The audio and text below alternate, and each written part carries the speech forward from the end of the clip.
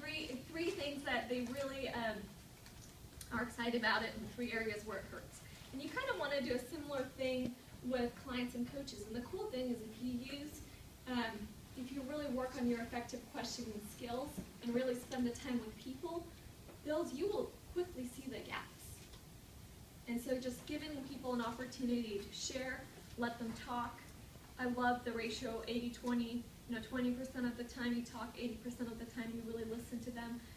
What's going to happen is you're not going to be doing like this shotgun effect where you're just throwing all this information out there. By the time you make an offer for a client or a coach to become a partner with you, it's going to be so tailor-made to them. And they're going to hear you because you are really connecting to what they're looking for and what they need. What happened was this power cord was pulled out right here. Okay. So what happened is the laptop went dead. So yes. Okay. So thank you, Honey Beth. I love that. You're doing awesome. And by the way, Honey Beth, thank you so much for helping me put this together. Originally, when somebody asked me to train on this, I just had all these pages of notes, and she sat down with me and helped me boil them down to, great takeaways. So be a fully present leader. Okay. So I just have to share with you, I have a 3-year-old, and half the time I'm like, especially when she's not with me, I'm like, what is going on with her? Is everything okay with her sitter? I'm getting texts all the time. There's all this stuff going on, or maybe there's some kind of stress. I would totally be here, but be distracted. And this is a huge area that I had to grow in, is to really, I tend to be aloof. My husband has a nickname for me, Mr. Bean. It's sad, but it can be true sometimes. So learning to be, do you guys know who Mr. Bean is? Yeah. No. Oh my gosh. Must be a childhood. Anyway, learning to be fully present is something that I really worked on. And the thing is, it's so important, and it's just a much more joyful state of being. And you can only take care of what's going on here anyway, so might as well work on that. And the thing is, people can tell. People can tell when you're fully present with them, when you give them a call, and you're totally there for them, versus when you're just clicking on your computer, put them on speaker, mute at the phone, and you're just doing your own thing. Like, they know. They know. Okay. Or if they can hear the tap of your laptop while you're on the phone with them. Or you're connecting with them, you're sharing something important, and that person is texting, and you're like, So, and I think with the technology, there's such a temptation to be that way, where we feel we have to be doing all these things, we're always running everywhere. I think the gift of giving your clients, your coaches, and even people in your life, like in your relationships, your friends, giving them the gift of your presence is one of the most important, I think, ways you can make people in your life feel valued and important. Okay. I think the next one was about the relational part that. Okay. I have my. Okay.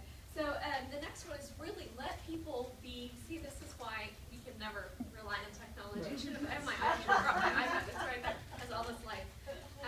Really, another one that I think is a huge, just a component of being an empathetic coach is really letting people be who they are and where they are, and just meet them there. Okay, a lot of times, when you're really excited and you're growing this business, or you're really excited about the health program, and you just feel like you have to make everybody be on the program, even your mom who's maybe not ready, but you're like harassing her into doing it, just being really, letting people be, because if you spend the time, and thank you, and you're in this business long term, the people who are going to come along, if you're empathetic, they're going to come to you. They know what you have to offer. Just let them be. And in terms of our offer, some of us might want to be like, oh my gosh, you have to be a coach. You have to be a coach, and they might never want to be a coach.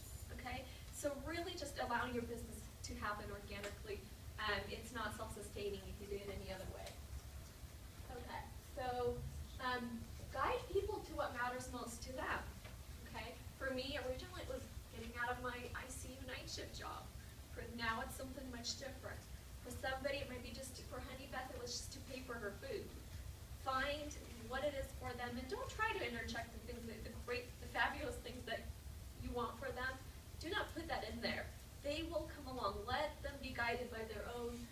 intrinsic motivation. So, you can care about people without trying to, I used to feel like I had to fix everybody. Well, that's what I did as an ICU nurse. But really, you can care about people and let them be who they are. And another huge one is really learning to practice self-acceptance, okay? We're not all going to be perfect in one day. Being healthy physically, being healthy emotionally was a really long journey for me. And you might see some people up front, you might go, oh my gosh, this is easy for them, they're perfect. Well, nobody's perfect, and you're going to mess up, and you're going to have weeks where you're really not being very physically healthy, or you might not even be at your goal, and it's so easy to beat up on ourselves and really get down on ourselves, and it's not a good thing. It doesn't help you move forward. It doesn't help America get healthy, and you're never going to be perfect. So learning to say, look, I'm going to do the best I can today, but, and that's all I can do. And I will not always be perfect, and that's okay. You can still help people and not be perfect. And that's actually the draw of Take Shape Live. Do you think Take Shape Live is for perfect people? I am at Take Shape Live because I am imperfect and I need help. Okay. Well, it's true because you know what? If I was not, I have the rest of my family. I know what gene pool I came from. It keeps me humble. Everything I learned in Take Shape Life, I pretty much grew up in a company. And do not be attached to the outcome. As we go about our life and our business, a lot of times, like I said, we want lots of great things for people. Share the program, share the business, or, as coaches come along, you might see a lot of potential, but they're not ready yet. Be okay with allowing them to be where they are, and don't be attached to them being a certain way. And that goes alongside with giving up the need to control, okay? So, me being a controlling, neurotic freak that I was before as a registered nurse was a really good thing in the ICU. Because guess what? If you were going to die anytime, it wasn't going to be on my shift. You're going to die 1 minute after I clock out. It's a very good thing. Sorry. No, it's true. I'm like, I would be in every nook and cranny. I knew everything that was going on with that patient. But this is Take Shape Life is not like that. And it's actually a relief because we don't need to make it all happen. A client will need to take the steps on their own and walk with their own intrinsic motivation. You cannot make it happen for them. I'm telling you what, even if you move somebody into your house and keep them on a 5-1 for a year and have them lose weight, the moment they're going to be out of there, guess what they're going to do? They're going to do what they're going to do. And probably go and put all that weight back on. So really letting people guide themselves and then empowering them to do the things for themselves. The last but not least is truly that we cannot make somebody grow. We cannot always know who's going to do what. What we want to do is just guide people through our system. And as you spend time with them and you develop people, the leaders will just emerge. You're going to see who they are because they're going to be, following the habits of health. They're going to be in their book, in the workbook. They're going to be doing the program. And it's not something you can facilitate that, but it's not something that you can make happen for another person. And you will know where to spend the time. It's really with the people who are doing the doing. You're literally just observing and supporting and guiding people through this amazing vehicle of Take Shape for Life, and people will choose it to the capacity they want to. Whether it's just